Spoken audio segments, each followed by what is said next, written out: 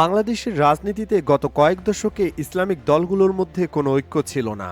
অথচ শেখ হাসিনা সরকারের সবচেয়ে নির্যাতিত ছিল এসব দলগুলোর কর্মী সমর্থকরা।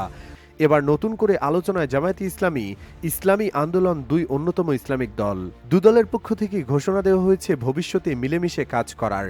২১শে জানুয়ারি বরিশালের চরমোনাই মাদ্রাসা পরিদর্শনে যান জামায়াতের আমির ডক্টর শফিকুর রহমান। সেখানেই উপস্থিত ছিলেন চরমোনাই পীর মুফতি সৈয়দ রেজাউল করিম। পরিদর্শন শেষে এক সংবাদ সম্মেলনে দুজনেই জাতীয় স্বার্থে একসাথে কাজ করার ঘোষণা দেন।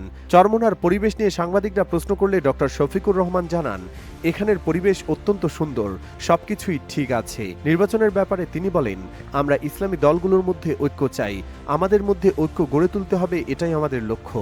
আমাদের ঐক্যবদ্ধ শক্তি দিয়ে আর কোনো প্রহসনের নির্বাচন হতে দেব না।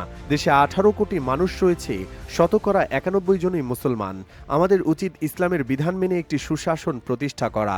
স্বাধীনতার 54 বছর পূর্ণ হলেও আমরা স্বাধীন দেশের মর্যাদা পাইনি। যেখানে আল্লাহর বিধান থাকবে সেখানে দুর্নীতি ও অপশাসন আসবে না।